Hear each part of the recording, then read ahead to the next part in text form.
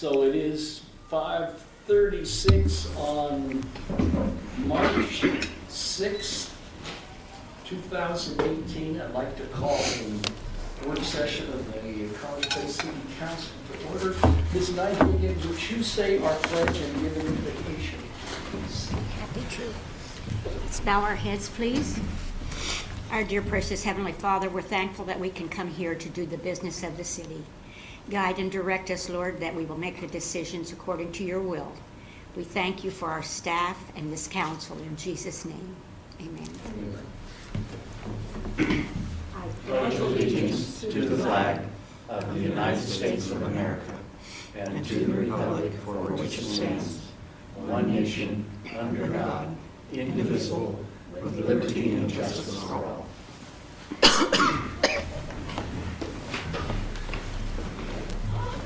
Read my email and I thought it started at 6. Did it change? No? Nope, here we are. On Saturday when my alarm went off. You're doing much better. Okay, I'm closer. We do have some information for you this evening. To start off with, Mr. Hartwig, you'd like to chat about recycling. Go up there? No, just all this stuff. Mock's name.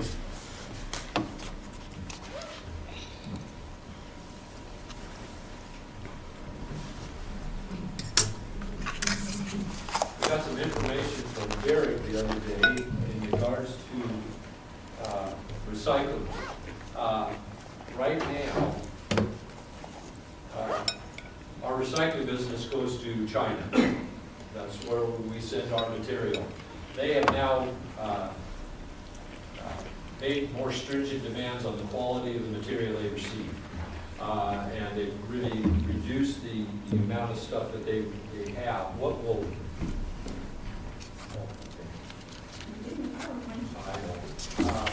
I'll just highlight it. If I need to go into it, I will. Right now, the demand is so stringent, and they also now, they inspect it very diligently when it gets there. And if it does not meet their criteria, the ship is rejected and it turns around and it comes back to the U.S. So they've gone from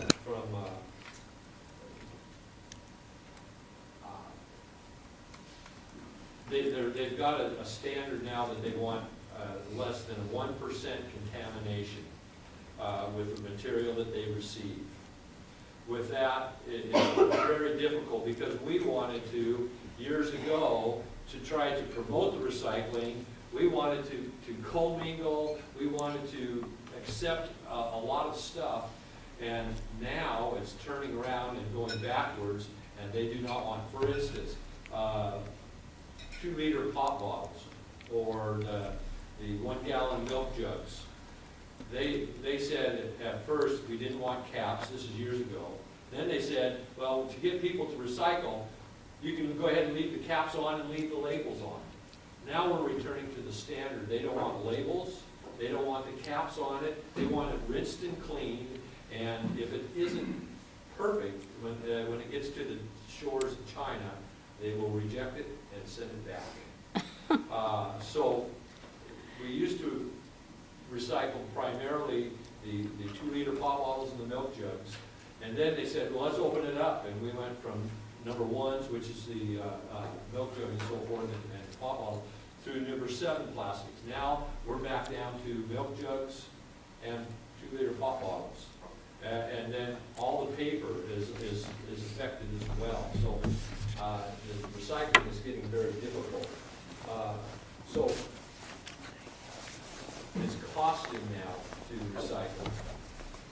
So last year, there was a negative in the recycling material. So last year, or at the first of this year, every person that recycled last year got in excess of the normal recycling bill.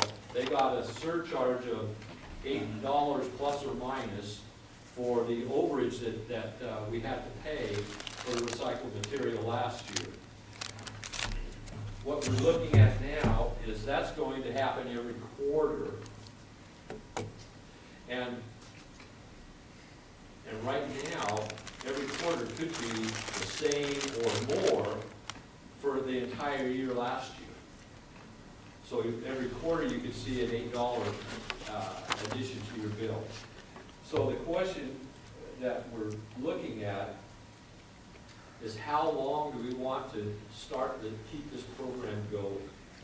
I think all of us would agree that the concept of recycling is valuable and worthy of doing it. But at some point, the cost of this is going to get probably prohibitive. The other problem is that when people see that the recycled material that they throw in the recycle container and get it shipped thinking it's going to get processed will now be shipped to the landfill. So people are recycling, think they're doing good, and I'm not saying they're not doing good, but they're thinking that it's going to be used and reused, but it's not. It's going to be going to the landfill. And then you could get a big public outcry in regards to that.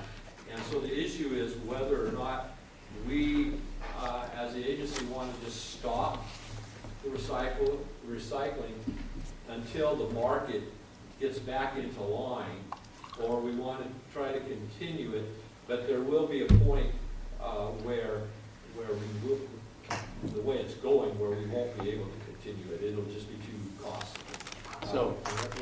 So right now, it costs Basin Disposal $90 a ton to take our recycled materials, not just the transport, but for the recycler in Portland or Tacoma. They charge $90 a ton to take the recycled material.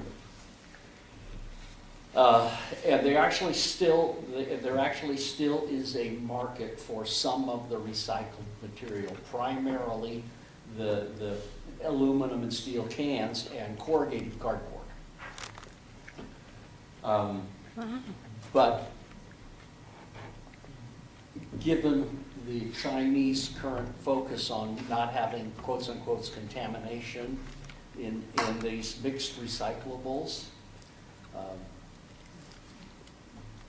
there's the recycler in Portland and Tacoma is believing that at some time in the near future, they won't have a market to sell the mixed recyclables in particular. They may not even have a market to resell cardboard. There's always a market for steel and aluminum cans because it's done here, but the plastics, the paper products are going to get to a point where they don't have anybody to sell the recycling to, and when that happens, they're going to put it in the landfill. Most likely, that's going to be, well, most of the Pierce County refuse goes to Roosevelt. Klickitat County, put it in a container and train it to Roosevelt and truck it up over the top. They haven't put anything landfill there, but at some point in time, there won't be a market for our recycled materials. And at that point, when it goes into the landfill, I'm concerned that we will be asking our citizens to pay actually more than the current is about $4.50 a month. More, actually pay more and still have it go into a landfill rather than just putting the recycling into their trash or taking it down to Walla Walla recycling where it has to be sorted ahead of time. They put cardboard in one, they've got a bin for cardboard, they've got a bin for paper, they've got a bin for the cans, and they have a bin for plastics. And so I wanted to make sure that y'all knew that and had a chance to think through this because Derek thinks in about a month or so there won't be a market for recycled materials, and it'll just end up going into the landfill. We've got a couple options. We can continue recycling, hoping that it'll get better, or we can discontinue until the market improves to the point where the recycling can start again, and the cost of doing that, the citizens don't pay an extra burden by recycling and then having going into a landfill anyway. Because if right now, if they're recycling, and there's no commodity, then it goes to the landfill, they're really gonna be paying more than if they didn't recycle, because they're paying the collection cost to do that recycling as well as just the disposal. So, You know, and it's nice timing right now because we have the unlimited. I think one of the things that we had talked about earlier, that if you go from recycling or get rid of it, then there would be an additional fee for the people that got rid of the recycling and now have piles of cardboard outside to be picked up with the normal garbage pickup. And so now that there's unlimited pickup, that won't happen, right? Yeah. So, you know, and Derek, on at least 2 occasions, you can tell he wants this to stop. You just sense it. And you read his communication. And I would think, first thing I thought too was that let's just go to cardboard, but that is not a long-term answer potentially. Well, it is a long-term answer. As Paul mentioned, you know, when I moved to Portland back in 2000, we actually had a little separate bin, a bin for cardboard, a bin for glass, a bin for paper, and a bin for plastic. And they came around once a week, and with a truck that had separate bins on the truck for all those recyclables. And, you know, if that was still in effect, then we could say, you know, we're only gonna take cardboard, but our problem now is that we've gone to this mixed recycling where everybody dumps stuff into a bin. And there's no way, because there's no way for the driver to say, well, that shouldn't be there. Because in Portland, I can tell you in Portland, when we put something in the recycling that wasn't supposed to be there, I got a little nasty note saying, hey, don't ever do that. When Walla Walla stopped collecting glass, for a period of time when you were trying to figure out if there was a market, you could collect your glass yourself and take it. They had several locations throughout Walla Walla where you could take your glass, and my wife and I, we did that. It ultimately just all ended up going to the landfill because they couldn't figure out a market. But I wonder if we stop collection, an alternative might be, here's some locations where you can take your cardboard, your tin, and your aluminum. We have that with Walla Walla Recycling. You're right, you do have that. Did Milton Water just, Milton Freewater just went, they're only taking corrugated and cardboard. they have a place to drop off? Yeah. they do, but it's a mess because people don't abide by the rules. I'd imagine, I'd venture to say that's gonna go away too. You know, we're not going to get action items here, obviously, but my personal opinion, I really kind of cherished this whole recycling process. It made me feel good. I've had from day one, just about it. But I think we've reached that point. I'm there. I mean, I really defended it. But I'm at that point to say it may not be a bad idea to do away with it and have these locations. Because, you know, the whole process of them collecting it separately and then throwing it in the landfill, as you pointed out, is kind of, you know, I mean, and that makes no sense at all, you know.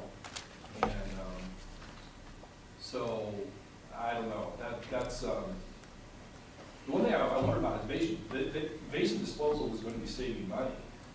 So their cost structure is going to shift a bit here. Well, They're not going to have another truck running around the neighborhood. but the problem is they're a union shop, so they're not getting rid of drivers. And they've invested into this program, so they bought all the containers and so forth, so It's there's a hurt for them. But he's not. I think if tomorrow we said let's stop recycling, he'd be happy because right now it's approaching the level of ethics to say, we're fooling people. Right.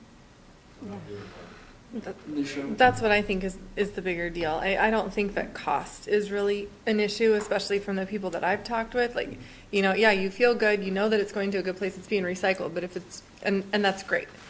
If it's going into a landfill, that's it for me. But I also wonder, Go ahead. I mean, this isn't just us, right? I mean, this is gonna be like a King County thing and a Portland thing, or do they have places that do all of that? This is one of the things I do not understand. Yeah. And I asked him during a council meeting, because once again, I tell my little story. Mm-hmm. I was just up in Seattle. Yep. My son, I put something in the wrong, Uh-huh. biodegradable. Mm-hmm. They're full speed. Yeah. And There's, Mr. Rizzatello. I can add the Portland Seattle piece to it because I talked to one of my counterparts, because as you know, I used to work in Northern Oregon, and I asked them how that was going there because they had a big sustainability initiative. What's happening is the folks who essentially deal with the recycled material of the stuff that they can move, they're basically prioritizing the metro markets, as in Seattle and Portland. So we're basically small potatoes in that category, so they're trying to make sure that the recycled material moves from those places, and as the markets come back, then it can get friendlier for us. But at least from what I would talk to the public works director of Beaver, then that's what he was aware of at the moment. And I just wanted to add about those community receptacles. Because prior to now, when we had recycled a recycler area, my wife and I hauled stuff all the way to the BDI one in Pasco. And I can attest personally, that becomes a code enforcement nightmare because people just throw all their garbage in a half right around the thing, and it looks really, really bad. So The other piece of this is that many of the larger metropolitan areas have a requirement in their comprehensive plan to recycle. And it's driven by the Department of Ecology's desire to not put as much in landfills. And so, at some point, it becomes non-economical, but bigger cities have got to deal with, well, how do we reduce the amount of volume going into landfills, and recycling was the way, and they'll hang on to that for a while. Mr. Cleveland? You mentioned that there is always a market for steel and cans. Is it feasible to just collect those, do some sort of information, or we say, we're switching, we're not taking paper, not taking cardboard, just the, you're shaking your head no? That's the cost of going around. You're still not, you're going to still lose money because that amount that you try to recycle is not going to be that volume is not going to be that much on just the tin cans or the. And that's the beauty, at least with Walla Walla Recycling, is that they are there and they have, it's sorted. I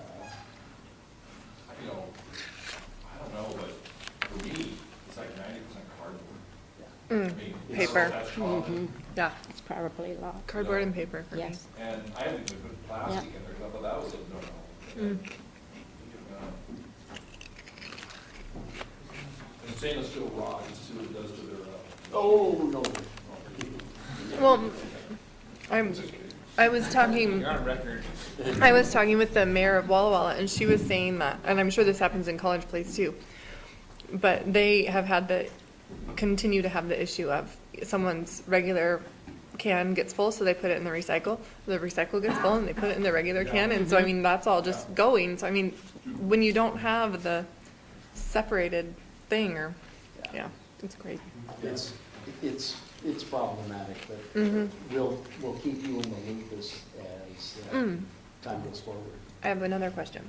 We talked, I think, when Derek was here, or because we are just a smaller group, if we do decide to cancel it instead of contributing to the landfill in a more costly way, it seems like something that if everything turns around at some point, we could bring back.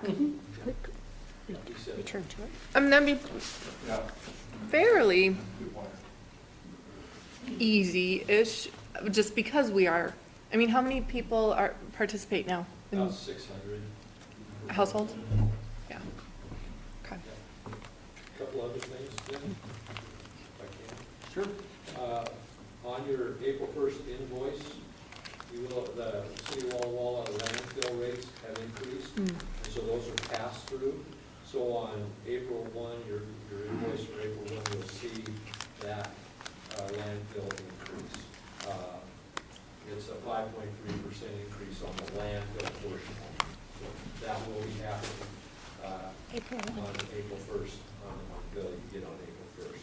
We get billed on on the last day of the month. So is that March 31st then? Yeah, there's a bill for, that comes out the Just first saying. April. I think. Okay. It's through the last, also, just so you know, they do have a limited collection, and we're getting people that are used to the way we did it, and they're just throwing the stuff out. They did go around week before last with a truck and picked up everything, and I noticed some people threw some stuff out on 8th Street now already. But there are requirements for the unlimited collection. First off, it's for your residential customers. Second, it has to be bagged, boxed, or branches have to be tied off and bundled. If it's not that, then it's not going to be collected. So, and we'll assist them when we see it, and we'll hand out these notices to the property people and let them know that that needs to be bagged, boxed, or bundled. Good. Great. Thank you, Mr. Parker. Anything else? Sergeant Parker. Sir.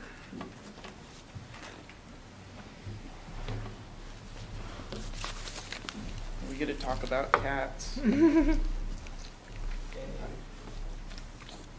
This was a great write-up you did. Sorry about.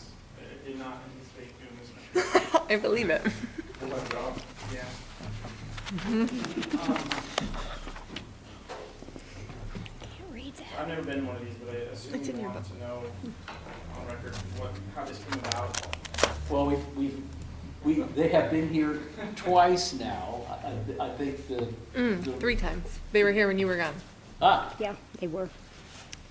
So it's, I think probably the point needs to make is, what do you think's going on, and what do you think we ought to do with anything? So, this started in December, started getting calls about a lady trapping cats on Northeast Empire Street. That's when we first became aware of it. I talked to her about options. She had already talked to the Humane Society. They were going to charge her, she says, $50 a piece for every cat. Wow. So her concern is there's about 20 stray cats in her neighborhood, and she gets feces, that grocery bag full of feces in her yard every day she has to clean up. And to her knowledge, they were strays. So she asked what her options were.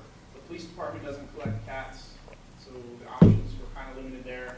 We couldn't attach an owner to the cats to do any code enforcement action.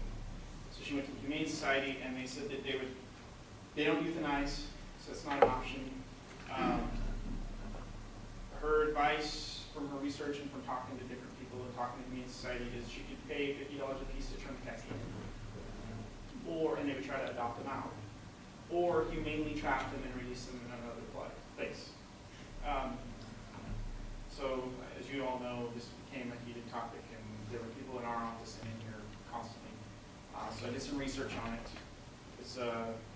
The other side of this is there's a couple of cat owners in the neighborhood who have lost their cats as a result of the trapping and relocating. So I told the community people that I had contact with that I would research it before I made a decision on what we could do. So in my research, turns out that this is a pretty heated topic around the nation. Here locally in Spokane and in Seattle, I found some news articles. In fact, in October of 2017, which was just 2 months before this became an issue for us, Spokane came out and did an article with the news that according to Spokane Animal Control, it's not illegal to trap or bait cats in the state of Washington. So there's no recourse to trapping an animal that's in your yard. So there were complaints that neighbors were losing cats because this person was trapping cats. And Spokane came out and publicly said there's nothing that says they can't do it, and we're not going to investigate the matter. That was what they said to the news. In Seattle, the Humane Society in Seattle has said that many communities are embracing a system they call trap, neuter, and return, which is I believe our Humane Society here has a similar option because they don't euthanize. The trap, neuter, and return is a system in place that some communities have embraced in the past, but now there's an outcry that that's not a fix. It's a generational fix. So three cat generations from now, you might fix feral cat issues, but it's not an immediate fix to the cats that are out there now. The Washington State Fish and Wildlife advocates against the trap, neuter, and return because there are diseases with feral cats. There is the fish and bird populations. Actually, there's a recourse for the feral cats start reducing those populations. So the stance that the Washington State Fish and Wildlife has is that's a horrible, or they don't advocate for it. I don't want to put words in their mouth. They didn't say horrible, but they don't advocate for trap, neuter, return. Euthanize is the better alternative. Just euthanize the animals. I found a couple articles from PETA. Of course, PETA is going to try to stay as neutral as possible politically, but they don't advocate for... So PETA stands for? Yes, I was hoping for that. Go, show us. People for the ethical treatment of animals. Thank you. Yeah, that PETA. So I found a couple articles from PETA regarding feral cats. Their ultimate answer is don't let it happen. It's an irresponsible pet owner. This is what happens when people release their animals into the wild. These house cats, unfortunately, house cats are domesticated, they can't survive in the wild. But now you have kittens of kittens who were in the wild who have never had human contact, so they're afraid of humans and they don't know how to act around humans, but they're also still not classified as wild. So, I have copies of all these that I was going to pass around to you guys. Let me refer to a couple of things so I don't misquote PETA. That would probably be bad.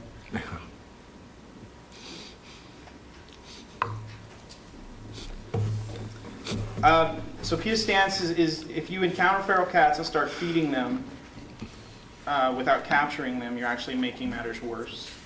You're creating congregations of feral cats, communities of feral cats, and then they start fighting and spreading disease and repopulating in most cases. Another article from PETA, it talks about the spread of disease, the effects that it has to the cats are not indigenous to the area that they're in, so they're affecting the population of the wild in that area. Yeah, please, thanks.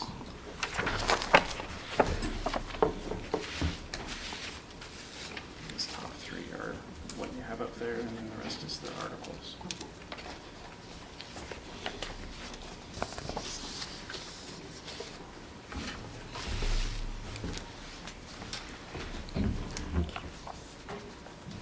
So PETA's stance is the trap, neuter, return programs are not usually in the cat's best interest because they get disease, they get injured. The injuries manifest into infestations and the health problems just keep going from there. And you guys can read all this. I wasn't going to read all the articles. I have a question. Sure. I'm confused about that because, you know, we've had him in here several times. Oh, no. You know, and it's a super emotional topic. I've got two cats. If somebody trapped one of them, I mean, I'd be lit up. You know, I mean, but this is like, but But how is it that a disease is spread if cats are spayed or neutered? I Well, mean, I would think, Here's- If I could intervene, because in my past life, I had a lot to do with this. What would you know? Yeah, I know. Do you have a degree? A couple. Unfortunately, I've been trained, licensed, and board certified, so. The issue surrounding feral cat colonies is that it's very difficult to, if people are feeding feral cat colonies, they continue to attract more feral cats into the area, even if they do attract neuter in return. The cats keep attracting and keep reproducing, and it does that over the long term. And the real issue here is any loose animal, whether it's feral or domestic, that's out wandering becomes a nuisance. The issue around disease, there are a few diseases that cats can spread that are zoonotic, that is, they can transmit between the animals and people. yeah. Those are fairly rare. The real issue here primarily is just the nuisance factor that comes along with having all those cats there. And, as Sergeant Parker pointed out, the lady that was trapping and releasing the animals away was picking up cat feces in her yard every day. Now, I don't know whether she had an attractive garden or what, but with a large number of cats, that has some potential effect on gastrointestinal disease and people who get diarrhea. But I'm wondering, if she's putting out food and then she's wondering why cats are coming to her house so she can trap them. I mean, Well, I don't think she was putting out food. Yeah. She wanted them gone and she. So the cats just liked her house. Mhm. Yeah. Huh. I suspect a neighbor may have been feeding them, and that was kind of a comment I made. Do we have in our code currently something that says don't feed wildlife, don't feed feral cats? So, and Mike probably would make a better Yeah, answer, but. I believe there is something, because I remember writing it, I can't. So my interpretation Yeah, of what you're asking is that if you feed them and they start establishing their presence at your place, you've now basically you have ownership of them. So you're feeding them, attracting them to your place, and they start staying in your yard and eating around your place. The way it's worded, I probably have a copy of it here, is that you've maintained ownership of the cats. And so the neighbor across the street from her had taken ownership of 20 cats Yeah. by feeding them. Yowzer. Yeah, it's a little much. Kind of the other comment here is like, I asked to have this put on here, and I would like to see, like, ideally, some sort of defensive measure, because my main concern is that someone has a family pet, maybe they're not fully abiding by our law, because we recommend, our law states that they have to be indoor cats, right? Some people aren't gonna respect that. Good luck. Yeah, I know, right? Yeah. And, if it's gonna happen that people let their cats out, and maybe that's one solution to say, well, if you let your cat out, that's what happens. But I'd like a defensive measure in our code that says something along the lines of, if the trapped animal is identifiable as a pet, for example, has a collar or like maybe a chip, then contact the owner. And I did a little research myself, and you're right, it's very, not only convoluted, contradictory, but into a hot topic for a lot of folks. I'm looking at section 16.04.020 of the RCW's Title 16. And this says, and this chapter, I believe, it's I think ideally geared towards livestock, which I think in your write-up you mentioned. But it could foreseeably be stated that it could apply to animals, smaller animals as well. But this here says, notice of restraint, owner known. Whenever any animals are restrained, as provided in this other RCW, the person restraining animals shall, within 24 hours thereafter, notify in writing the owner or person whose custody the same was at the time the trespass was committed or the seizure of such animals, and blah, blah, blah, blah, blah, basically saying contact the owner if they're identifiable. And I feel like something small in our code doesn't seem like a bad idea, that if you capture an animal that has an identifiable owner, contact them. The issue, in our neighborhood, just real briefly, we had 2 cat issue problems where there was down one street on Bade and then up the other. And there was actually somebody that was trapping them and fixing them and re-releasing them into the community where she trapped them. And we've seen a marked decrease in the number of cats. I mean, it's gone from 30, 40 down to 10 or less. The problem is the expense of fixing them. Oh, yeah. I mean, so if somebody has 20 feral cats at $120 a pop, I don't know, or whatever it is. These people are not going to spend that much. That's what, when you brought that up, is that a question that you have to enforce these people to take the cat and get it fixed? I don't know. But I'm just thinking that, like, in terms of a family pet, and sometimes pets even escape, right? And when you fix them early enough, many times they won't spray, and some of the other nuisance issues. But I think the issue on Empire Yeah. isn't about identifiable, there's something there. These are people who make the assumption that everybody loves their kitties and they ought to be able to let them roam. That's not appropriate. They are unrestrained animals, and as soon as you start making exceptions, well, you've got to identify the owner. Pretty soon, then we become an animal control agency trying to figure out whose kitty this is. I would say, like, a side profile picture.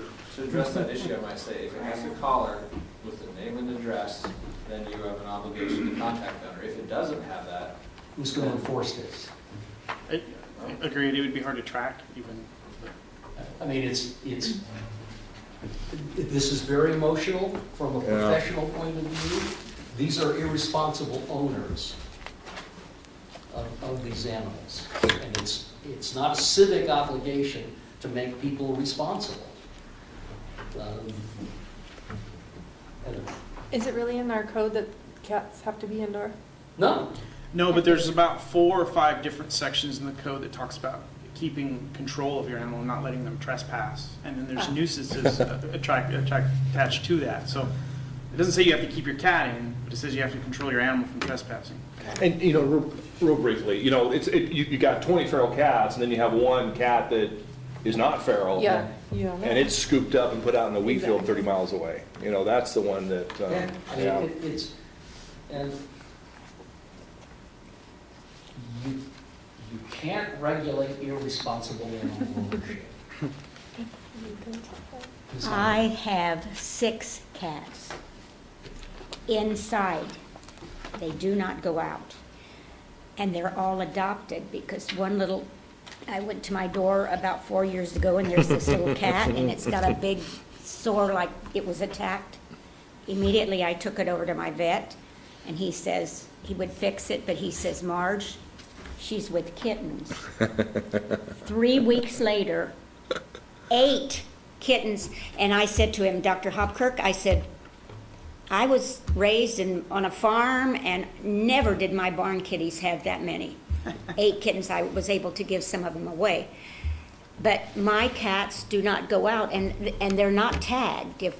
I'm very, very careful. If they did get out, I don't know. One did get out the other day, but he stayed at my house. But I don't know. I hate the fact of trapping them and taking them somewhere else. Or euthanizing them. Oh.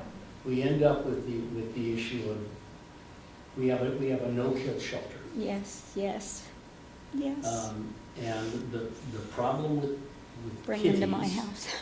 is they will have 2 litters of kittens a year. yeah. And Mine are all fixed now. They're not having them, but Exponential. It can range from a couple kittens to 8 to 10. 8. Yes, that's a lot. And given that they're no-kill, given that the cost of reproductive control and stuff, we don't have an injection yet to sterilize kitties. It's a surgical collection procedure. And Depot. I mean, we should have it. That would be great. And this really comes down to responsible animal ownership. People wouldn't tolerate if somebody's dog was out running. That's right. But for whatever reason, some people feel compelled to think that it's okay for cats. And with that, we end up with a situation of irresponsible owners, and then when their irresponsibility makes something inconvenient for them. Yeah, my neighbor moved and left both his cats. Mhm. I took them in So- and had them fixed and Go ahead. everything, but I mean, that's what happens. So what's the solution? Yeah, There really is no good solution. there isn't any. There's- There It's It's isn't called herding any. cats. Yeah. I read that book. What? There's actually litigation, there's lawsuits on both ends. There's lawsuits against municipalities that euthanize, and there's lawsuits against, In this, not in this situation that we know of, but, no, Okay. nationwide. okay. In fact, I think Virginia is the one that popped up the most in what I was reading. There's lawsuits against municipalities that choose to euthanize, and there's lawsuits from the other side that trap, neuter, and release. Because there's people in those locations that own those barns out in the country that Yes. have 30 or 40 feral cats that are starving and fighting That's and injured, and they don't want them there. So, Really, our issue here is that I think that the enforcement department will have to communicate to these individuals, because every council, I mean, this sounds harsh, but every council meeting we have, there cannot be it is what it is, right? And so to have a presentation that this is happening and that we're non-responsive or whatever, this is what, there's nothing we can do about this. And so it's otherwise, now they can still come and talk to us, there's no, but that needs to be, I guess, communicated clearly. Maybe it has been, Harvey, I don't know. Well, if the cat owners continue to come in, I will go and have a discussion with them about responsible pet ownership. Okay. That's the real issue here, is that these are people who don't want to be responsible, but want someone else to tolerate their irresponsibility, and it's not appropriate. You know, and real briefly, I don't want to, I'm sorry. And we have another situation on 10th where there's feeding, there's a feral cat colony that's being fed, and some of the neighbors are quite upset by it. You know, Harvey, this is so good because, it's the wisdom of Solomon, because we hear one side of the story, and I'm getting, what's going on here? I'm emotionally engaged, and then you hear the other side of the story, and then this is very helpful, so thank you. When we adopted the current animal ordinance, I don't know what was presented to you included this, but I know internally, at the very least, we had talked about requiring licensing for cats. No, Well, it didn't, and the reason why I don't think it went forward is because I think we were in negotiations with the Humane Society, and they were well, opposed. that's a Sid Perkins Yeah. off. Well, I don't know if it's, I'm just wondering if people want to let their cats roam, then, and they don't want them to get, caged, then license them. No, Set up a licensing because requirement. and then- we then end up being the animal control and return and release thing. Yeah.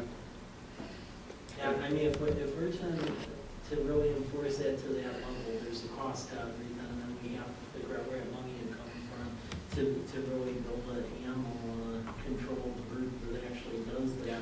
As far as like moving on to Humane Society, I just want to mention with that, they do have a low-income neuter program where they actually do cover in spay and neuter, and that's once a month, and they actually advertise it quite a bit. And as far as the communication with the folks over on Empire, both Troy and I have communicated several times on this issue. I mean, if we were to do something like that, which I mean technically it's already adopted because this is a RCW, so it's a state statute. We could have that in there. But as far as anything beyond that would really put us on dicey territory since we don't have the resources to be building up animal control division. That does that. Even so, Yeah. it's not, with cats, it's not a soluble problem. Yeah. It's not. Up the tree. Yeah. well, so because- doesn't correct the feral issue we have. Well, it doesn't really correct the cats roaming the neighborhood problem. True. You know, everybody's got, I have neighborhood, I don't have the cats, but my neighbors have cats, and they wander around, they're very friendly, everybody knows who they are, but we don't have a whole bunch of feral cats wandering through. So it becomes an issue of responsible pet ownership. It's a lesson in civics, but it's not a lesson in civic responsibility to make people responsible. Unfortunately, the argument against euthanizing is that wherever you relocate them, if they're not wanted, they get put down anyway. The person that owns that property isn't going to put up with 40 stray cats on their property. So you either euthanize humanely or it gets done inhumanely, depending on how you see it. That's true. It sounds like your concern is if we add any verbiage in there that says someone who ever traps cats or other animals should try to contact the owner, your concern is that the city would become responsible for all these animals? Couldn't we write it in such a way that just simply says if you capture an animal, do due diligence? You to find the can't animal? legislate responsibility. You can't write a rule that says you should talk to your neighbor. We can ask that by educating, I Yeah, think is what he was saying, but it'd be But- hard to. but you can't, Enforce it. you can, putting it in a statute then lays that on the responsibility of the city. I've got this cat, the tag is this, please contact me.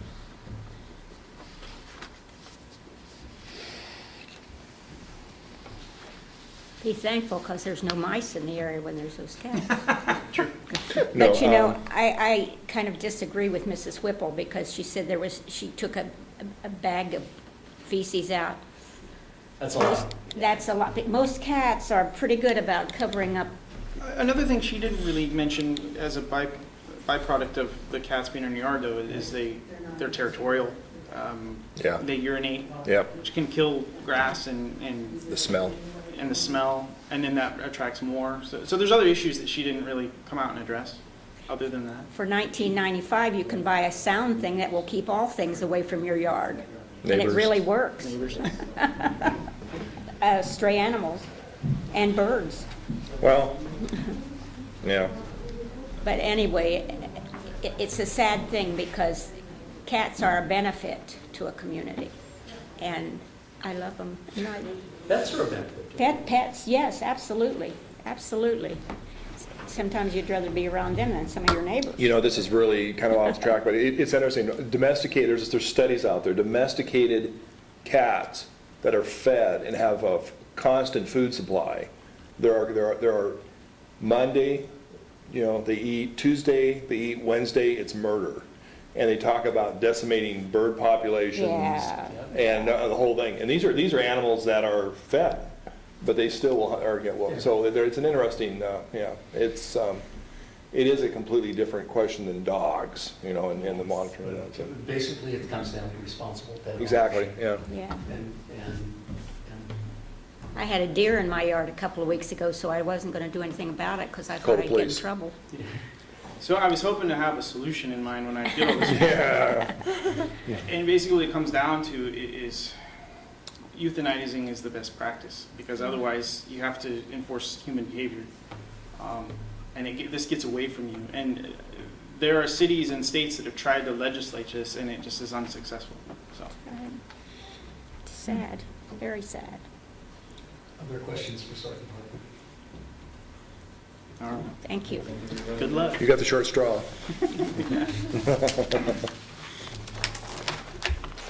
Thank you.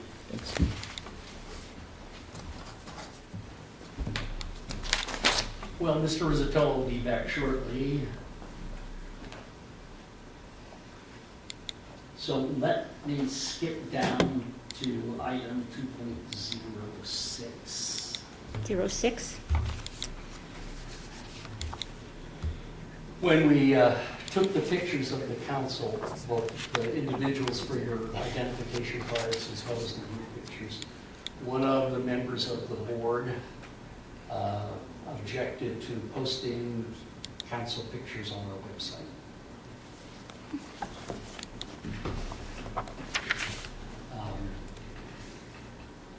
Unfortunately, they're not here this evening to talk about what their concern was. When you say board, you mean a council member? Yeah. Oh, okay. So did you guys do any research? I know that I had asked Harvey, I felt like we gave up all of our rights once we became Well, elected I- officials. This nice election. Fifth Amendment? Yeah, This doesn't nice apply. actually did some research with MRSC. The MRSC answer was in two parts. One is there is the ability for council to establish the operating rules to say, yes, we can post pictures on the website or not. The other half of that was, well, it's really an administrative decision that to be left up to the head administrator to deal with that. And I don't have any objections to posting the group council picture on the website. Did the pictures I don't turn out either. all right? What they said was it would be more of a policy decision if we were talking about putting your bios and your political views, that sort of thing. Oh, yeah. Oh, yeah. Yeah. But just a photo No was political an views. administrative decision. Most everybody knows who we are anyway.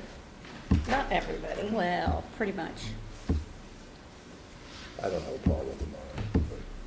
I don't have a problem either with pictures. You, no? No. It's two. But you aren't opposed to it? No. Yeah. It seems like when we filed for this office, we had to submit a picture if we had Yeah. one. That's all, it Plus was all our- published In the and, paper, yeah. front page. So it just, Understand. our only intention is to put a picture of the entire city No council. problem. No Great. problem.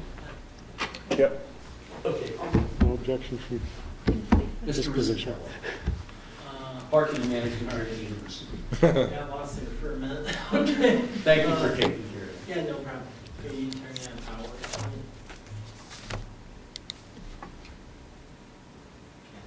Thank you. Let's go over some parking management issues, because since I've been here, there've been some residents that live near the university as well as Davis School, where during weekdays, they've complained about parking during the daytime, just because it's a very active area and very fluid. People are moving all over the place, and there's a lack of on-street city parking because there's a lot of students there, and then not only that, but with Davis School, even though the school itself has a lot of parking in their parking lot, there's teachers are out of convenience, they're using the city street, and it's becoming problematic. So I'll go through a few pictures here. It's not gonna go that way. Okay, so this is Second and Ash, next. Ash and Third. So when, at least when a lot of the folks who outreach to us, it seems like there tends to be a bit of a parking issue during the weekdays in this general green area within city rights of way, where city street parking is at next. So just to give a little synopsis of the current environment, Second and Ash, there's no parking from midnight to 6 a.m. on Second Street from Ash to Birch. Ash from Whitman Third has similar signage. College Avenue 4th to Whitman is no parking. In talking with the folks who've contacted me to complain about the parking issue, it seems like as far as weekdays or weeknights, there doesn't seem to be an issue there, and the parking tends to police itself, but on the weekdays from 7 a.m. to 6 p.m., at least from what's been communicated to me and then observed by the police department, because I asked our police chief and then Sergeant Parker on their input, that tends to be the common thread, the 7 a.m. to 6 p.m., where there's a little bit of an issue with the supply and demand. I have a quick question. On the midnight to 6 with no parking, is that being observed? So I'm just curious if people read signs. the problem is it's not about educating them on it. They're aware they can't park there. But do they still? They do. They Okay. play the odds of whether or not we'll enforce it. Yeah. So we wrote about 80 tickets last year. And at any given moment, we can pull up and see 4 or 5 cars parked there. and by the time you finish writing a ticket, they've all moved. You go around the block, come back, there's 5 different cars there. So they know it's illegal, but they're just playing the odds. Oh, it seems like a good source of city revenue. I know. Can we just hire a guy to sit there and? We're not making decisions tonight, sorry. So that's the current environment, that from 7 a.m. to 6 p.m., there's been a lot of general complaints forwarded to my office and also police about the lack of parking turnover, and then folks who are students at university or teachers at the school but don't live in the area, take up a lot of parking, and then folks who live in the area have to go pretty far out, and it's a repetitive issue. So to go with decision factors, I just want to show a little bit of what constitutes the parking customer. We have different uses in a highly intense area. You have businesses, you have residents, you have students and professors, and then visitors to a general area, and that constitutes the parking customer. Next. So a key thing to figure out if we want to do something is to see what others do first. So there's a little bit of a parking survey that was sent out to about 50 college communities to see how they deal with parking. Of the 50, about 28 actually responded. Some was with email, others I bugged them enough on the phone and they finally answered.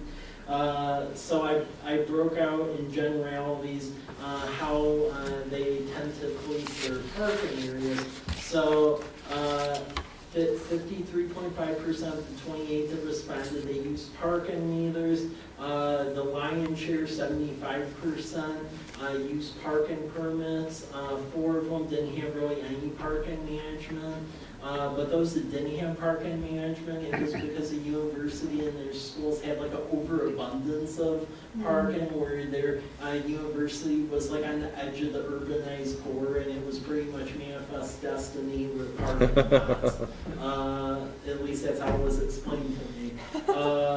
So the issue with the whole parking meter issue is in talking with the folks who have it. Those who have it because it was established a long time ago and there's just an O&M cost. Yeah. I was highly advised against doing that just because you have a maintenance nightmare. It clutters up the city right away. If you have adverse weather conditions, it can freeze up and it just causes an issue. The folks who have a parking permit program, it was very straightforward, and there's university college towns that have varying degrees of it. Some of them have it where whether or not you're a resident or a visitor, you pay for a parking permit. Others have a diverse program where if you're a year-round resident, where it can be proven that you live at the said house via a state ID or driver's license within the district to get a free permit, and then visitors or students have to pay a nominal amount to control the supply-demand issue. So it really goes across the spectrum. So there's a couple of options here. You have a little bit of a combination of a parking permit district time limit combo.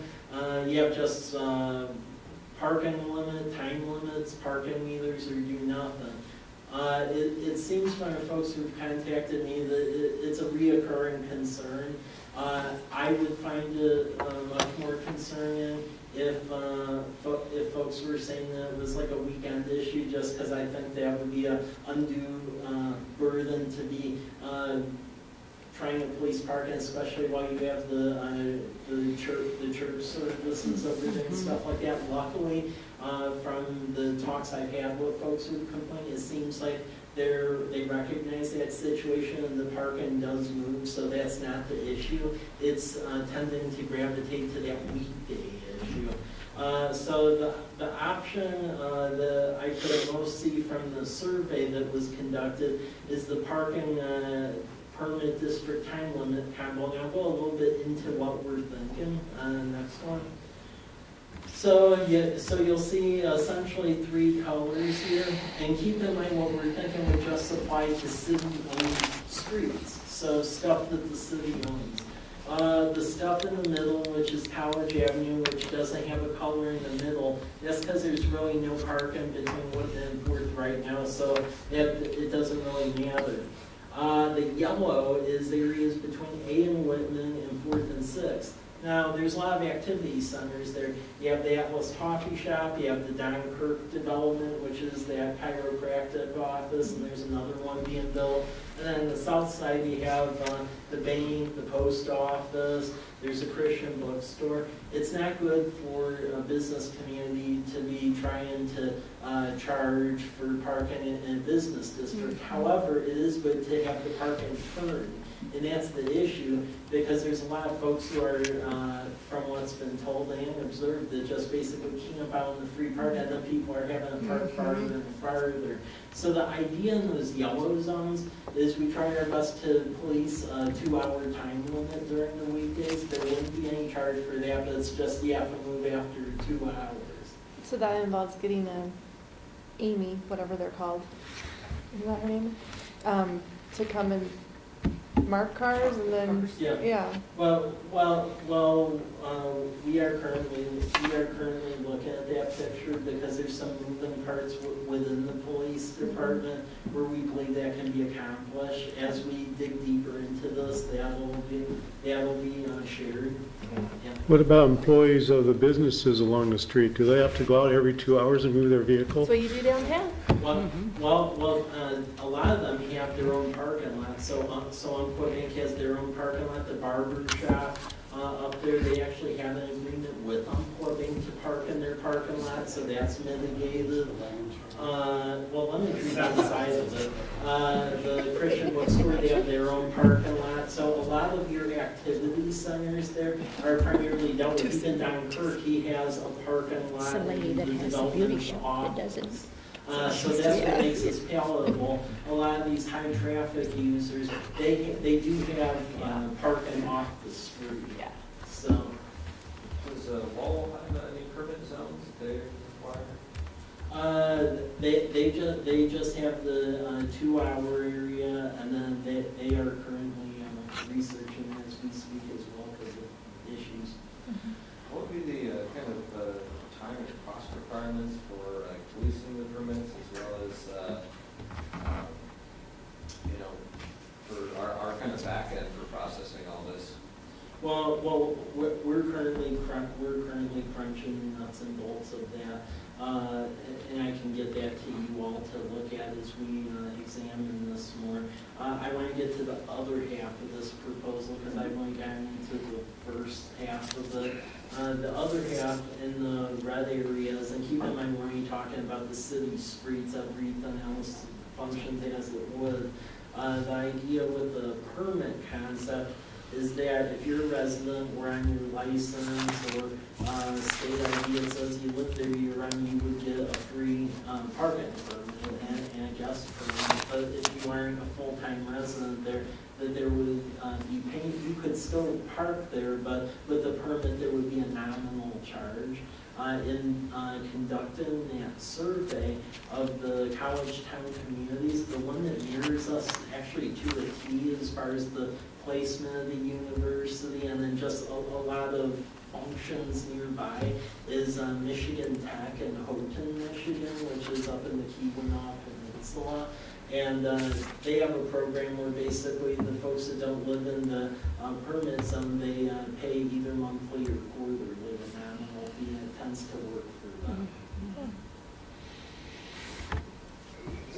I have a, Be something that's attached to the vehicle, or something that's held in the database and you run the license plate, or?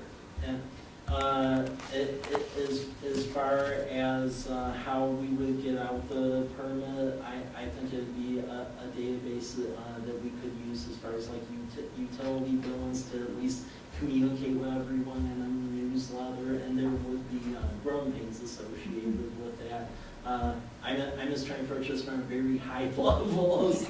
Yeah. well, what about someone like me that does not live in that zone, but I go and visit people who do live there? Does that mean I would have to have a permit to go park by their house? A permit, yes, but the idea with the folks who actually live there year-round is they would be granted a visitor permit, and you could just give it to a visitor. visit them. So if you forget one day, you know. Kind of a you nuisance. get a ticket potentially, Or six friends, or 6 cents. Yeah. game night, no? I hate to heat, Well, keep in mind as far as enforcement, this, nights and weekends, that's not the Ah. issue, and that wouldn't be enforced, it's Yeah. just during that daytime area.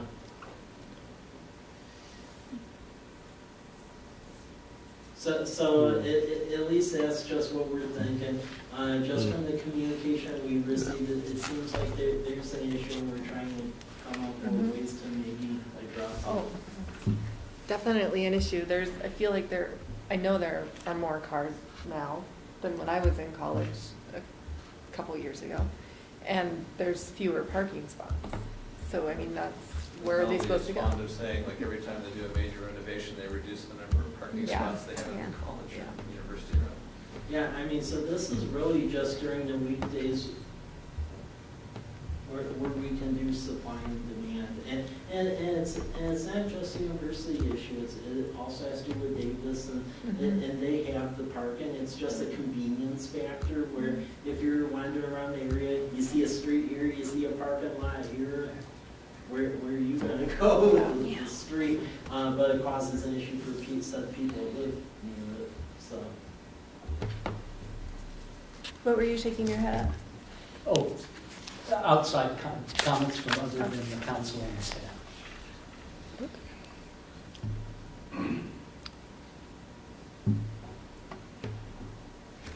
Well, I mean, as far as the back end cost and some of the other items, I can work with that with Troy and John to nail that down more, and then try to come up with a more in-depth proposal if that's something you want to entertain.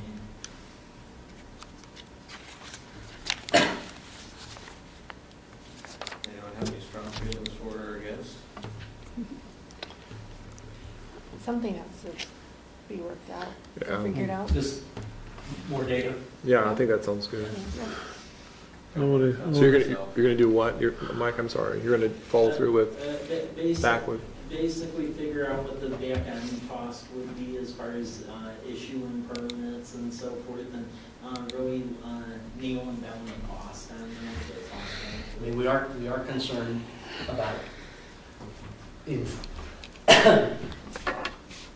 how do you permit, how do you cost out the permitting, you know, what's the return on investment?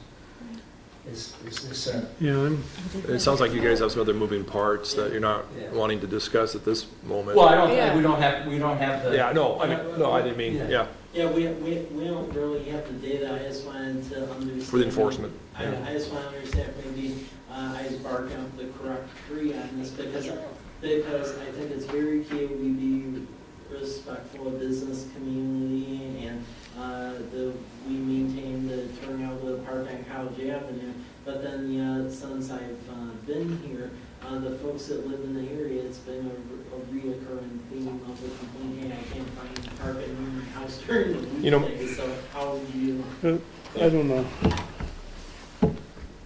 I have a comment.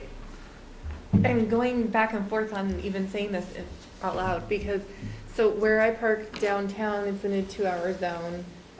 When I don't get my reserved spot, I have to share it. And I know that she only comes by twice a day, once in the morning, once in the afternoon. So you can basically get that 4 hours, and so my German side says, well, that's not right. It needs to be every 2 hours. And so if we're not staffing it appropriately, then it just is lax, and then what's the point? I mean, then everyone's gonna learn that. And there's streets, I've got other people that I used to work with that know that they park on this one side of Alder, and she just doesn't even go there, ever. Cars are never marked, so she parks there all day, every day, for years. Where do you So it's I think we had a lot. weird, I mean, it's good that, I guess, that she's not maybe consistent on the times that she goes there, but it's still, that it's one person. And so also when she's on vacation, there's nobody that gets marked. And so it's just kind of a weird process, the way that they're handling it. Not saying that we need to hire 7 people to manage this, but it should be done in a way that's enforceable. I would think. there's issues around the 2-hour parking. Yeah. There's issues around parking, the answer is, well, we'll just put in parking meters and that makes it easy. Well, and You so, still have to the enforce that. Conceptually, this is just basically, would you like us to look at this a little more? Because the front end, the front end cost of this for the staff, and then the cost of the enforcement. Right. And the I'm not sure we want to spend a lot of our The bad limited feedback. law enforcement staff Exactly. time Right. looking for stickers. Right. And so And we need to be really ready for it before we get the bad feedback. We need to Yeah. have everything in order, right? that's, But, I mean, it's been brought up enough where it was definitely something that needed to be, Yes, mentioned. thank you. Jerry. Are we going to be discussing any other options besides the permitting tonight, or is this? I think we have a lot more work to do, but what do you want to talk about? Well, are there ways to add some more parking, public parking for replacing the parkings that we pulled away with the CARS project? And then also in some of these other areas so that we kind of,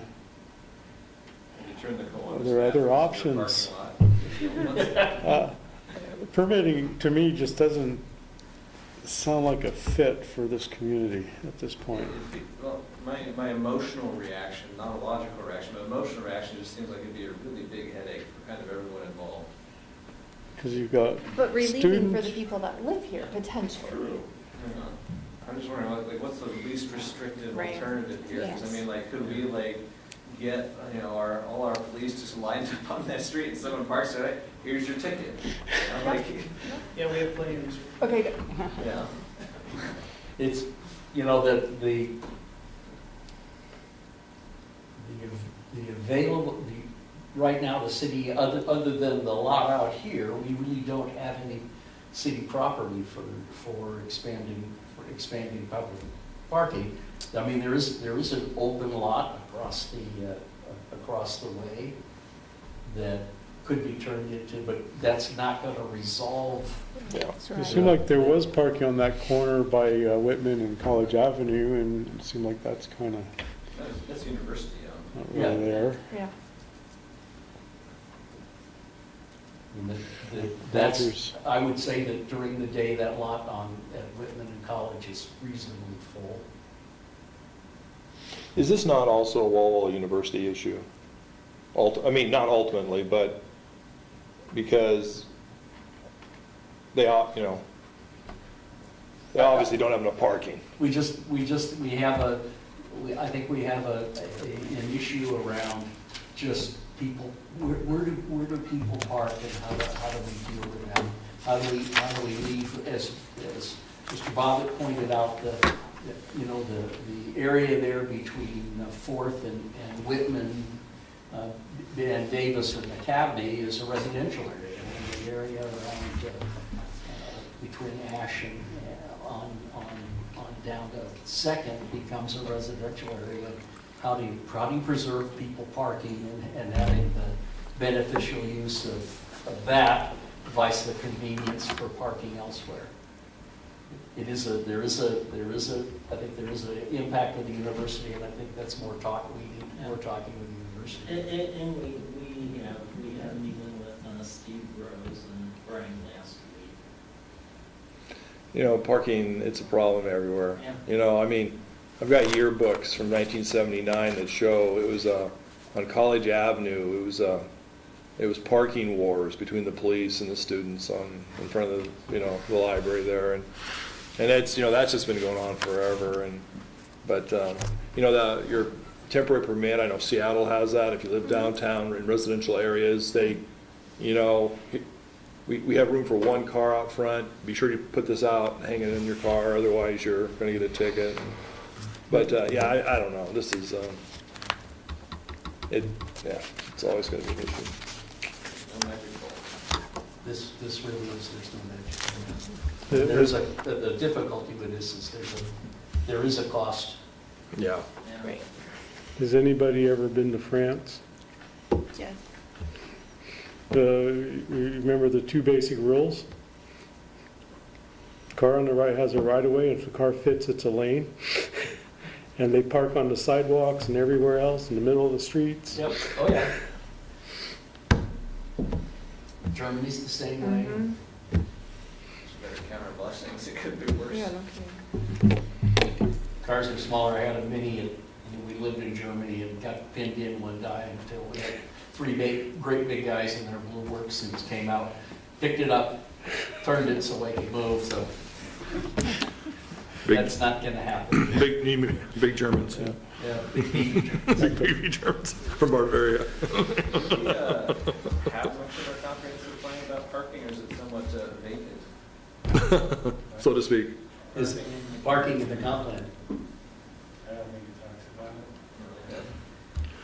about it. It seems like we have several lots on College Avenue that are just growing grass right now. Yeah.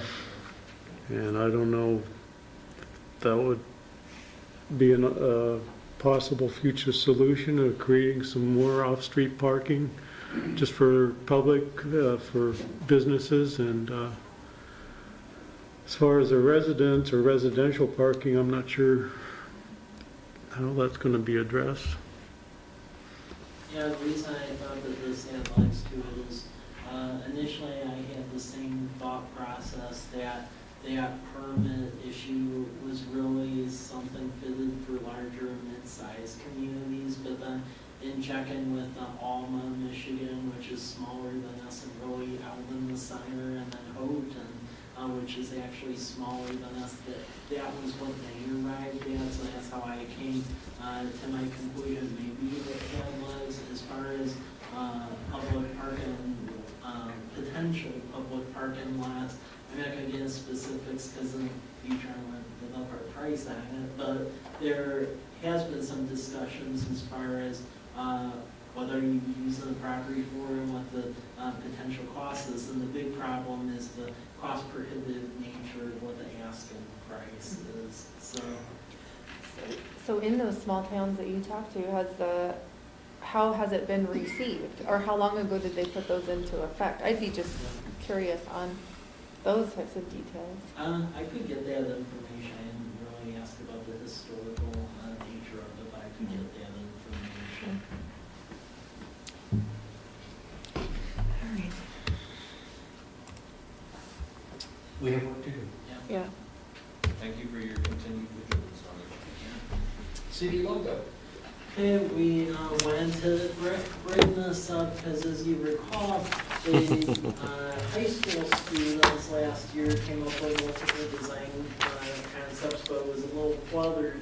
When we were implementing our wayfinding signage, hardly any was looking at it because there is discussions about, keep it simple, simple is better. As we were looking at the wayfinding signage being put up, we thought that maybe the solution to that may be like right in front of us per se. If you go on the wayfinding signage, there's a circular logo underneath the sign that says CP College Place. And we actually have the original Adobe Acrobat file to it, so you can do high quality images of that logo. So we thought potentially that had legs to it. And we just wanted to bring that up to see general thoughts. As far as reproduction, it'd be relatively simple. It isn't as cluttered as some of those other ones. Yeah. Harvey, anything you? Well, it's just, a year and a half ago when I went through Bend, the city of Bend has a much similar to this. There's on their vehicles, there's a big C and a big B. It fills up an entire circle. And then across the center, it just says Bend. Same kind of. Oh, cool. very- Oh, yeah. That's very hip. Can I see it? Oh, well. No, you can just turn it. Oh, it's very Just turn small. it. That's right, I've got. You've got supervision. Oh, yeah. If you do a Museum. Google search under images for city seal, see a lot of different ideas. Looks like most of them have, name around Plus the their edges and council then kind of on the a graphic homepage. or icon in the center. Oh, no, And I feel like, it's not bad, it's simple, straightforward. I don't know that we need the CP on there, though. I like the College Place, I'd Walla like Walla to have a Valley. graphic. I only like the CP. What's wrong with not our the current other one? part. I don't think there's anything wrong with their current one. Then, personally. yes, there's their council. Except every time somebody goes, well, who's that in your, I mean, nobody knows what it is. Yeah. Moses. Just tell them it's them, it's you. Tell them they need to come here and learn, Yeah. be in their business. CP is interesting. That's kind of a neat, I like that. It's it's kind of a shorthand for College Place, CP. It's, I don't like it. so then a lot of people just City use of that. College Place, Walla Walla Valley, I would like. That's a mouthful. As CP. The thing that's appealing to me is, Walla Walla is in it, and for people that don't know where College Place is, they know where Walla Walla is, and using that to our advantage is helpful. Mike goes out to do marketing, once Mike's gone, that College Place label, or, is on some letterhead, it doesn't mean anything to them, they see Walla Walla on it. Yeah, most people that I talk to from outside the area think we're part of the city of Tacoma. Yeah, University They think Place. University Place. As soon as you say College Place, they're putting you over in Southwest Washington. So Mike, what do you think about the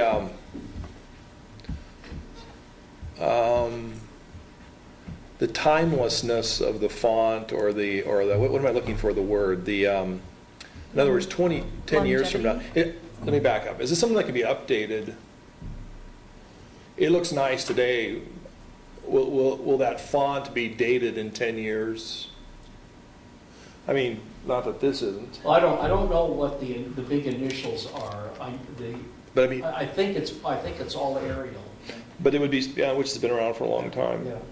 But obviously, it could be revised. Yeah. I mean, so that you don't look at it and go, oh, that's 1975. And it can Yeah. be revised, and I mean, the big issue with the logo as far as as we're trying to market and brand ourselves, especially if you look at logos nowadays, is it's all about simplicity, especially when you're trying to establish, for instance, business districts and a whole market and portfolio of why to come in a given city. Like, for instance, in Colfax, we went through a similar exercise, and then what actually lended placemaking to the said city is, in addition to the wayfinding signage that was put up in some of the key intersections, the logo was actually put there.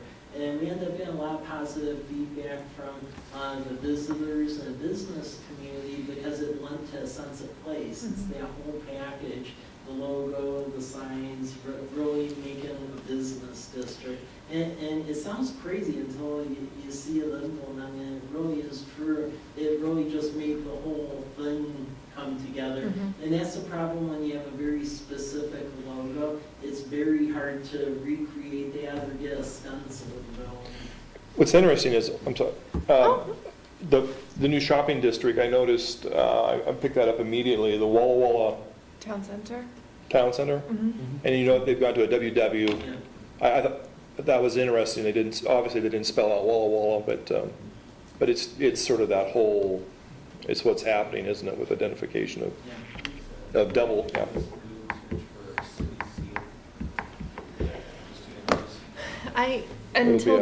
Until John a just zoo. said that about including the Walla Walla Valley, that was the part that I didn't like. I just kind of like the CP by itself, but if it's something that would be helpful Those are for other busy. reasons.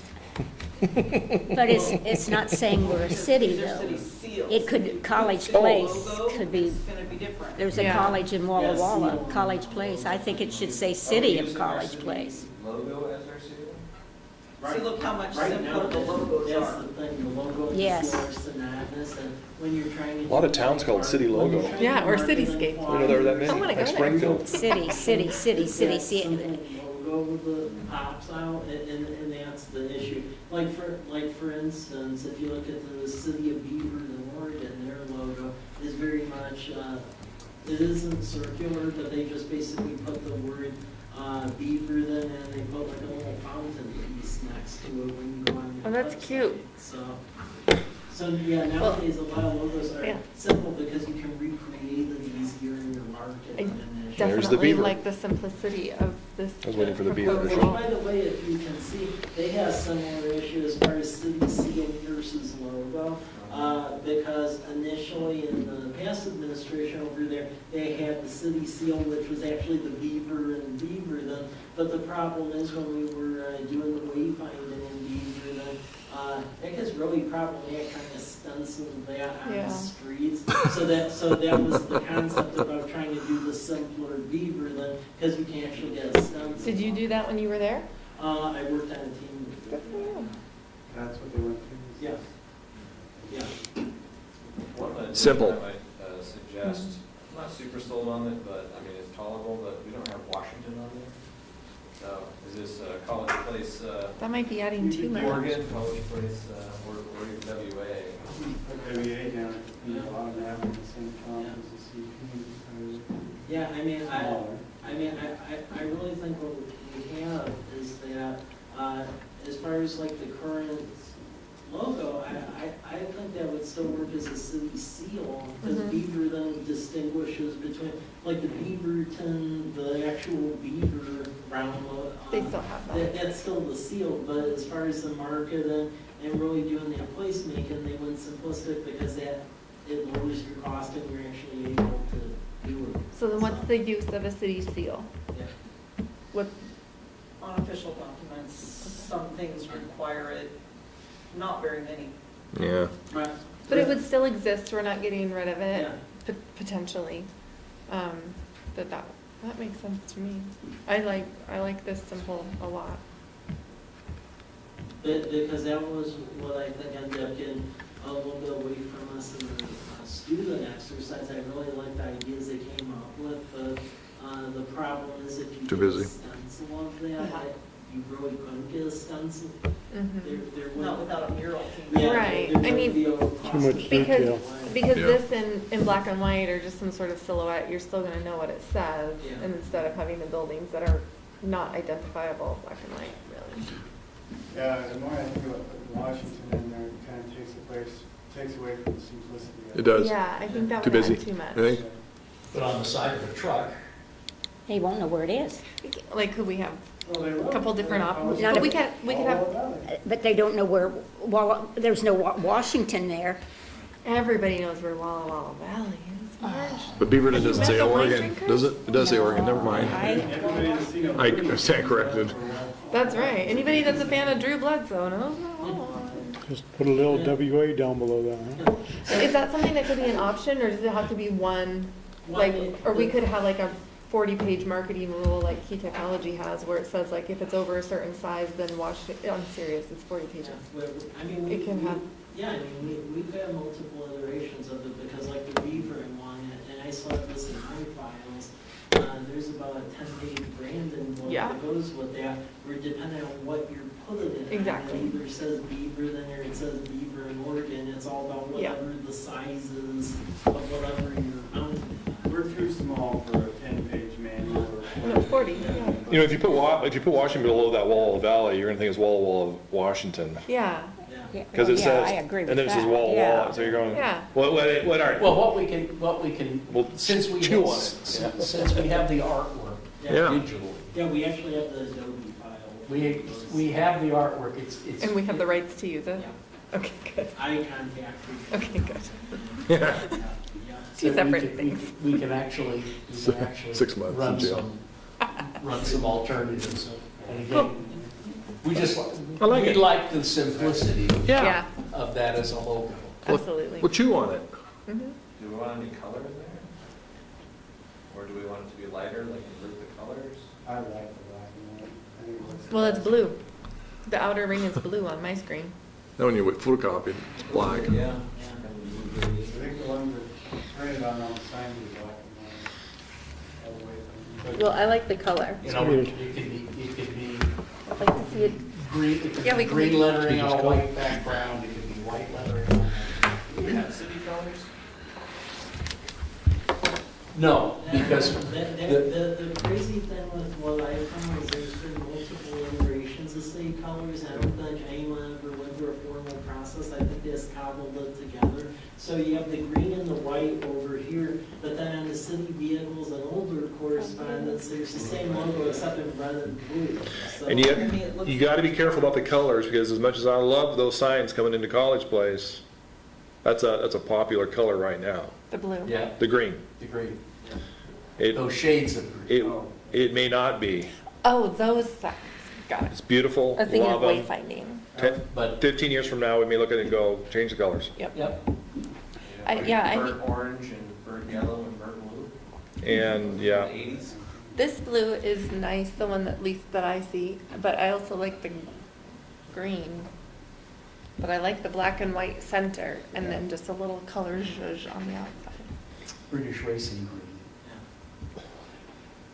Yeah. Ta-ta. I guess the only thing here is for our internal functions and for facilities. Tattoos. Here, and as we see fit, we can still have the seal. It's just when Put you're a trying to tattoo do on. Right. the promotions outside the community, especially reach out to retailers or really trying to do that placement Yeah. in the business districts. The only way to do that really is with it's working. What's the cost for changing the logo? Was that something that we budgeted for redoing all sorts of papers or? I would say, I would say that that's something that gets done as we run out of the stuff paper. Okay. And as far as like stenciling on the street, that's actually relatively cheap. If you get a clean logo, because Colfax, we went through similar function as well, to get a stencil, it's like $75. Yeah. A lot of us have gone to digital letterhead, and we don't, I mean, we have that incorporated into it. And then there's some paper that has the watermark on it. Right, Most but of not a us lot. use that. Business cards or The only thing I really use the watermark paper Tattoos. for are ordinances and minutes, and that's pretty much it. Which I would probably still just use that until it was used up. And some of our vehicles, I mean, could probably yeah. stand and be upgraded because they're starting to fade out or peel off, and so just as they just do it as you. Very cool. I like it. And those stickers are relatively cheap for vehicles. We were able to get for cold.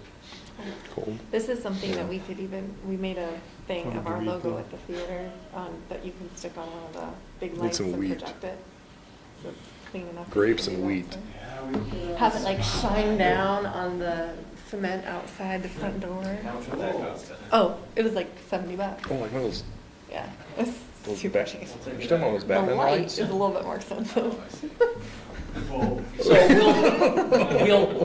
we'll do some iterations, some different coloring and bring that back. We're a long way off from this, but Spotlight it up on the water tower. Well, I'm lighting the sky. Oh, at Christmas time, yeah. We can talk about that. I know some people with lights. It's a good idea. Harvey's losing patience with us. What are you doing? No, I'm not. but we have two more things that are going to take. Yeah, as far as city mission statement, one of the things in looking at our strategic plan is that, so we establish vision statement, we establish goals and objectives and all that, but there actually wasn't an establishment of a mission statement. There have been several unofficial mission statements I found floating around for College Place. The most anonymous one was actually, it actually was a tagline that Walla used, and then we like changed the front word to it, where instead of a great place to live, work, and do business, it was a fantastic place to working. Trying to one up them, huh? But by and large, really, for all intents and purposes, it was the same mission statement. Harvey and I were looking through examples of good ones, and we really wanted to tie it back to the strategic plan work. So the one that we found that really reflected that is this. Our mission is to provide leadership and effective fiscally responsible services that achieve our community's vision. Because it ties back to the vision statement. Very good. And then the work of the strategic plan. Classically, strategic plans have mission, vision, and values along with the goals and objectives. Good. And we have the vision, we've got the values. Here's our mission. Great, beautiful. Yeah, and we just have to ensure that, you know, it's our own mission, because as we're trying to promote ourselves, that isn't really good when you have promotional material floating around at ICSC, and there's like one where it's a great place to live, work, and do business, and a fantastic place, and it's like right near, it looks like one's ripping off the other one, so it's good to have our own. It's near Walla Walla.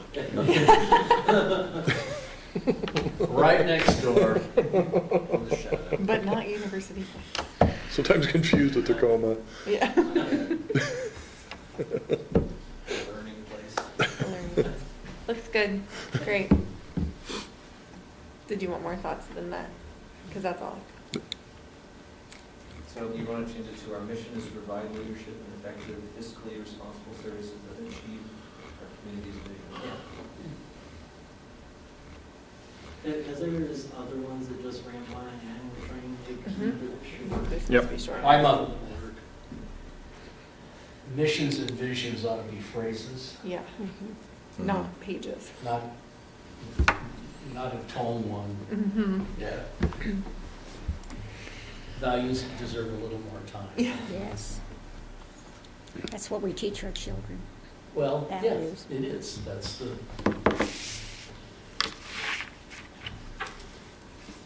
So with that, we'll go to jump to 2.07. Melody and I went to the MRSC orientation for newly elected officials in January? December. Is it December? Yeah. One of the very strong recommendations coming out of that from the attorneys that were speaking was to really take a look at prayer during council meetings and be very careful about how you did that. We talked about that earlier, and I became very uncomfortable with not having some sort of invocation at the start of the council meeting.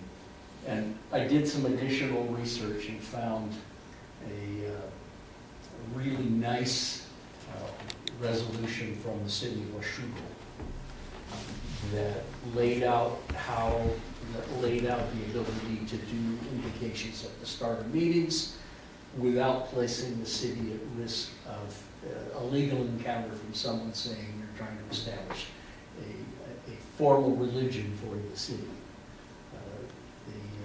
The Supreme Court says you can pray at these meetings. That's not an issue. The issue is having a policy that allows that to happen while giving people an opportunity, other people an opportunity to provide an invocation at the start. So I passed along a draft of the resolution stolen directly from the city of Washougal. No, stole. I think So, oh, are you still? no. So please take a look at that. The biggest difference is that the invocations are done on a voluntary basis right at the start. That it's not assigned by city staff. Anybody can request to do an invocation. So it doesn't become doesn't become a city function, it becomes a function of the individuals involved. And there's a very nice set of procedures that follow that, So- that deal with that. The thing that this does, if it's done by one of the city staff or one of the city council, is on the agenda, there's a nice statement in here of that Mr. Liz is delivering the invitation today, and they use his, her, and I hate his, her, Jimmy, their capacity as a private citizen, not as their official position as a city employee or elected official. That goes on the agenda. But other than that, it reserves a space at the start for those people who wish to do notification. So is those who wish to do invocation, is that people on the council and our staff, or is this anyone from the community? It could be anyone from the community. Okay. Could be staff, could be council members. At our last workshop, I think, which, number 8 is the letter S. At our last workshop, we talked about how if we go with this type of policy or procedure or whatever, that does open it up to any religion, the Church of Satan or whatever else Fine, that spaghetti monster. that is welcome, and which is why I thought we were kind of leaning That- toward a that- moment of silence. That is true. But this gives us the option, given our normal level of attendance Yeah. at council meetings. Yeah, but if you And if it- Given the makeup of the community. And if that starts, then we just immediately go to I think we'd probably convert it immediately at the next meeting over to a moment of silence. Yeah. If somebody was going to be an agitator, yeah. So if nobody volunteers, it would just smoothly move on. If nobody volunteers, we'd observe a moment of silence. Okay. And then we move on. But wait, they have to call ahead of time, or they can just volunteer Well, here? They can show up. Ideally, it should be done ahead of time. If it's staff or council, it would need to be done ahead of time so that the statement could be put on the. But otherwise, anybody could come in, doesn't have to call ahead and Well, declare their church. We request that they call in. But if they don't, If they don't, then it's, If if they they don't get. and it's not already taken. taken. Is there a time limit for the length of the? 60 seconds. 60 seconds. Yeah, I knew that said that. Item 1 in that following, well, up there, Not. Yeah. should not exceed 60 I mean, seconds, right? It's a, Jerry? I had a question on item Mayor's 12 discretion. about no city employee, elected official, or attendee shall be required to stand during an invocation. It says persons scheduled to provide an invocation shall be informed that they should not request that those present at the meeting stand for the invocation. Well, Didn't hear what he if, said. Well, how yeah. do we deal with that? Well, we do the Pledge of Allegiance and then we do the invocation. Just weren't we doing it the other way around originally? Yeah. Which was kind of nice because that gets them up ready for the pledge. Yeah, well, but we'd be up, ready for the pledge and then ready for an invocation. Yep. I would never vote against having prayer. I go home from every council meeting for 24 years, thanking the Lord for the staff here and the council. And I always bring it up to him, Lord, I'm still thankful that we're still having prayer. And I would never vote against not having prayer. I just, Well, I understand. It's just, it's hard for me. Well, I think it's hard for everybody because it changes that, but this gives us. God has been good to College Place, very good. To all of us, actually. So this gives us the opportunity to move to keep the history of where we are. So on the agenda, it's not going to say prayer, it's going to say Invocation. invocation. What's the difference? Nothing. Nothing. Invocation. I think some people feel different. Oh. You're going to get a lot of Other feedback acceptable too. answer would have been. There you go. Sounds good. Won't even notice it, Yep. the change. We hope. As our police chief said to his troops here last week, this is going to change. Change is one of the most difficult things to go through and to deal with. Yeah. Can I bring up one thing? I know people will probably want to go home. No, bring it ahead. The sign ordinance, what's the status of that? I know that we had that last stand, that one meeting. I noticed that there's been no movement. We're waiting, there are some jurisdictions the ordinance that was presented to you after Mike, and you guys didn't reject it or put Yeah, yeah. It's fine. Mike and I sat through a webinar regarding the Gilbert versus Reed case, Supreme Court case. And we both looked at each other and said, our ordinance has problems because of the interpretation, that how you define, how you determine what a temporary sign is. The way our code was written, you basically had to read it, and that's in violation of the Supreme Court's decision. So we're kind of just waiting. There's some other municipalities that are trying to address that, and No rush. just kind of no rush. Well, and I would just add too, is after that Reed Supreme Court decision, there was another one out of the state of Illinois, that even further messed up the definitions. So once the dust settles, because there's cities dealing with it all over the place, the idea is after the comp plan is done, we're going to be looking at development regulations as a whole, because when you do, because keep in mind, comp plan is a lot like, you're basically planning for the future. Development regulations, it's like implementation, having the stuff on the ground. So after comp plan, really it's taking a gander at our development regulations and dependent on where other cities are at, and then if there's a concrete definition in place, that could be dealt with at that time, which would be later in the summer. Okay, no, I was just curious. I know I noticed those 90 days went by and nothing, so, yeah, anyway, yeah. If you are interested in an update on the Beeline sign, we did receive an application last fall. No, yeah.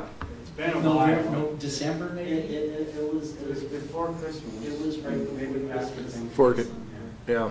And they submitted their engineering site plan and worked through our process and is ready to be approved, but the only thing we are waiting for, and I don't send him weekly reminders, but for a while there I was, asking for him to submit either an engineer's estimate for the cost of the sign or bids, because it's a valuation-based permit, so we have the cost to determine what the permit is. And we're just waiting for that. He says he has it, he just needs to get it to us. I sent him an email last week and haven't heard anything. Does he have the sign now? I don't believe he's reusing the sign. Oh, he's doing a new one. He's ended up going with So he's That's really close. That's military. That's a double. Deal, the column portion. I thought that was part of the thing, was that he was taking the old sign that we have. They broke. He has the sign. They broke He has it. always had the sign. We left it. We never Oh, took possession. okay. Yeah. We bought it and then left it. It was damaged? Yeah, I remember seeing it on its side for. Yeah, well, he contracted with somebody to put it down. Okay, I was just, The issue that we ended up having is that we actually bought the sign, yeah. the pole and the sign, and we're just trying to. I was just curious. Yeah. Get it bought back so that we don't act like we're gifting. Right, yeah. Other discussion?